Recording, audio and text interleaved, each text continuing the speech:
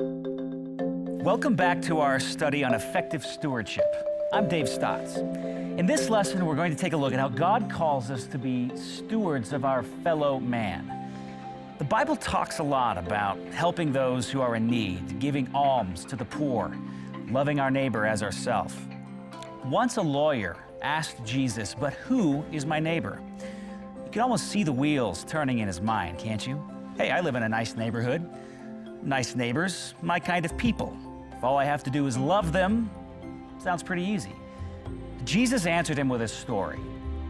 A Jewish man goes down from Jerusalem to Jericho.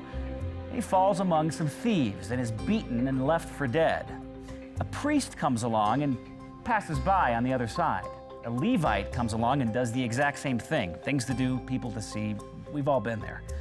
Then along comes a Samaritan. Jews hated Samaritans, thought of them as scum, as lower than Gentiles, anything but a neighbor. But the Samaritan sees the Jew, the side of the road, beaten and left for dead, and has compassion on him. He treats his wounds, puts him on his pack animal, and takes him to an inn. He takes care of him. Now Jesus has a question for the lawyer. Which of these three do you think was truly a neighbor to the man who fell among the robbers? The man knew the answer. Everybody knows the answer. It wasn't his fellow countrymen. It was the Samaritan who loved him with his actions. Jesus then said, "Go and do likewise." But what does that mean for us today? What does it mean to be a good Samaritan? How can we truly help those in need? We're going to hear from 6 men who've thought a lot about these questions. The first is Rudy Carrasco, director of the Harambee Christian Family Center in Pasadena, California. There was a moment when I realized that I could be a part of making dramatic change among the poor. I was 10 years old, listening to a Bible lesson in Sunday school, flannel graph, the walls of Jericho falling down. And I heard Joshua say, "Shout, for the Lord has given you the city and all that is in it are to be devoted to the Lord." My 10-year-old unsophisticated mind said, God cares about cities?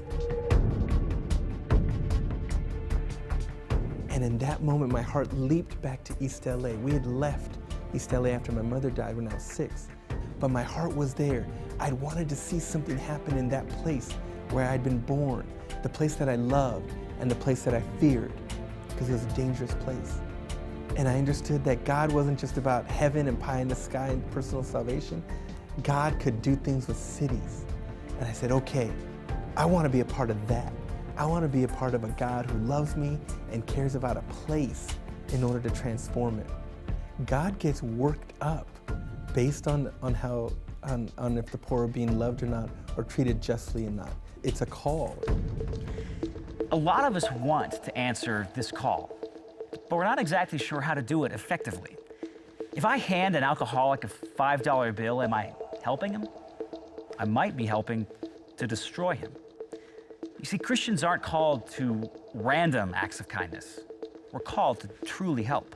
When you give something, you should think, if that act of giving has deleterious consequences, if it actually hurts the people you're giving to, well, then the moral value of giving is sometimes put into question. We have to understand that our intention of wanting to help someone and even doing something doesn't actually mean that those people will be helped. I could write a best-selling book on all the stupid things I've done out of good intentions, where I thought I was helping the poor and I was actually making the problem worse.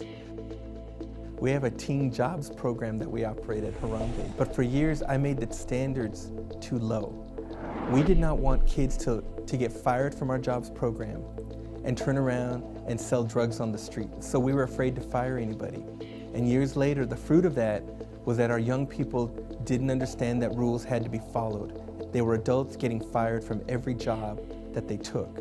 So we turned it around and we said, okay, we're gonna apply some standards here, and we're going to fire people, and we've seen great results because people respond and they want to grow. They know it's inside of them. Let me give you an example of how you injure sometimes with a helping hand. Some years ago, there was a spousal abuse program. Women were in there because they were abused by their husbands. And every year, well-meaning people would gather toys at Christmas time, and they would have a Christmas party, and the volunteers would give the presents to the kids. Everybody was happy except the parents. So the executive director, all year, she provided the means for the moms to earn toy vouchers. So they volunteered to sew, to cook, to clean, to work. And they collected these toy vouchers. The toys were collected but put in this store. Then at Christmas time before the party, the parents took their own children in and they shopped. And so that at the Christmas party, it was the moms who were giving the toys to the children. You always do that which ennobles people. How did the director of the Christmas program figure out that the free toys were robbing the mothers of their dignity? How did Rudy Carrasco and his team figure out that their unwillingness to fire bad employees was really hurting the kids they were trying to help? They were able to see the problem because they were close to the problem. The concept is called subsidiarity. Subsidiarity is a complicated word that's actually very basic, and it's a wonderful concept. It says that an issue or problem should be dealt with by the people who are closest to it. It's in relationships where people love one another and care for one another, where they are respectful of each other enough and trust each other enough that they can engage in constructive criticism, mutual accountability and support.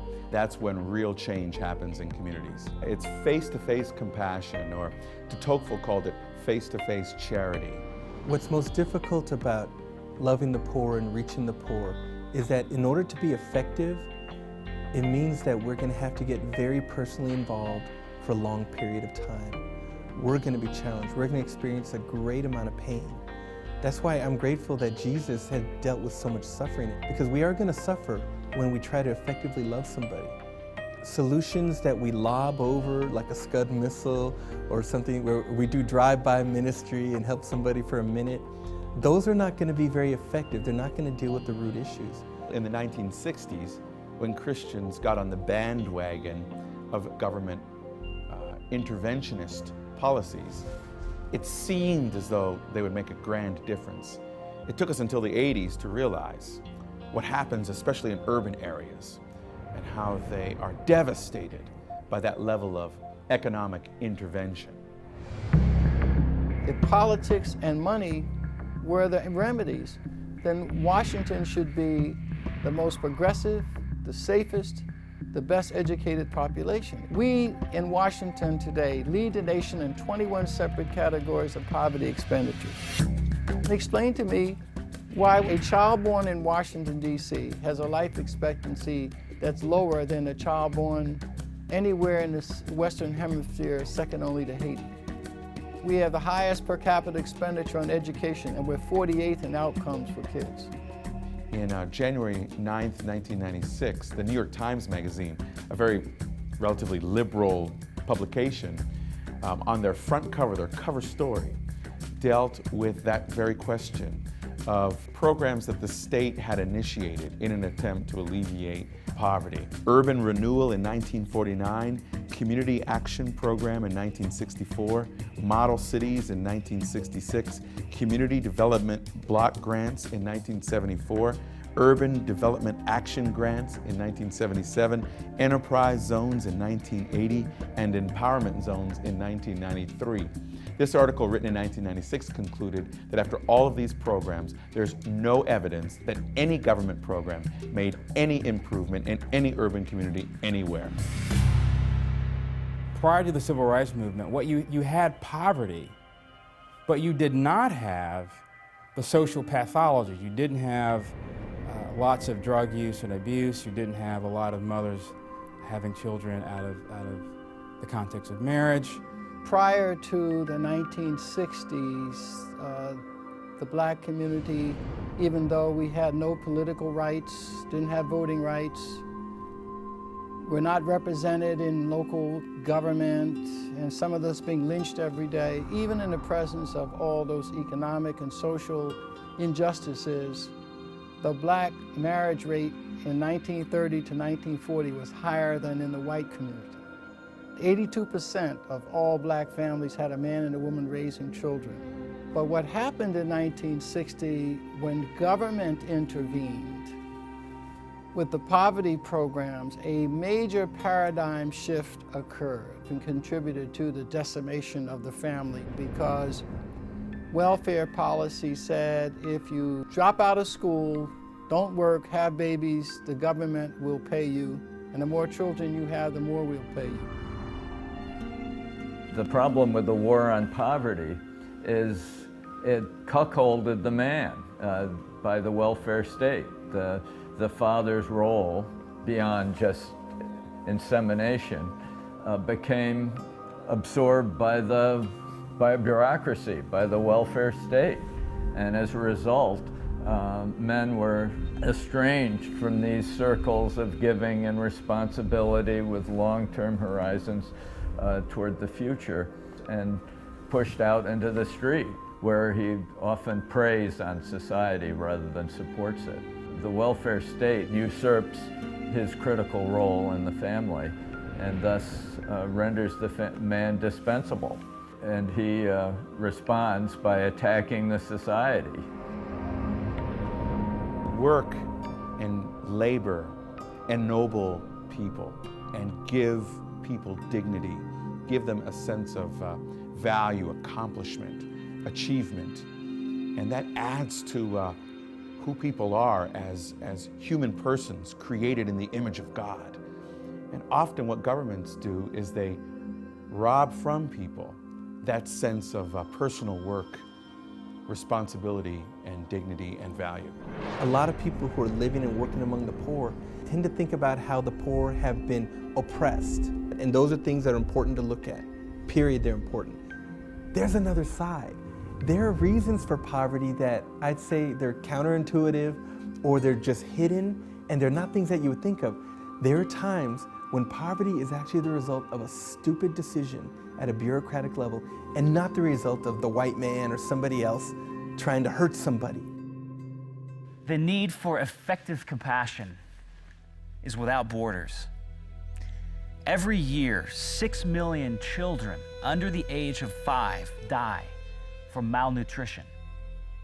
5 million people a year die from diseases caused by unclean water. The scope of the problem is so great that some have lobbied for multi-billion-dollar increases in federal aid to governments of developing countries. Christians hear the idea of aid, and they think, yeah, that's a great idea. I think we should help people. Jesus said help people. Aid is helping people. Aid is a Christian thing to do. What we have to do is when we look at aid, we have to think, well, does aid really work? Has it really worked? And in fact, it hasn't worked. We've got people who say, we are going to end poverty by 2015, and here's how we're going to do it. And what do they say? They do the exact same thing they did for 50 years. But the idea that we need more aid, I mean, aid has failed and failed and failed. And the response to it is more aid. If there's a corrupt government, when you give money in aid to that government, essentially what you're doing is you're subsidizing that government and enabling it to continue in its ineffective ways. Many people ask what causes poverty, but I think the real question should be what causes wealth? And it's a complex answer, just like what causes poverty is a complex answer. But I think that there are at least two preconditions of wealth. One of them is private property, and the other one is rule of law. I think private property, because you take care of what you own. If you don't own it, there's no incentive for you to take care of it. And you can see that by looking at Soviet Union. You can see it by looking at North Korea or project tenement homes versus, say, a neighborhood in an American Midwest city where everyone's mowing their lawn and taking care of things. The second thing about private property is pointed out by Hernando de Soto, the Peruvian economist. It's with private property that you're enabled to take something that's an asset and capitalize it and turn it into capital so that you could say, for example, you have a title on your house. You can take that title to the bank, use it as collateral, and borrow money to start a business. One great example is the book by Hernando de Soto, The Mystery of Capital, where he talks about the hidden lessons of U.S. history. And he makes the argument that American prosperity is not the result of oppression and corruption, but because America arrived at a unified property law, courts that were relatively secure, an environment where people were willing to take risks to buy and sell and to get capital moving.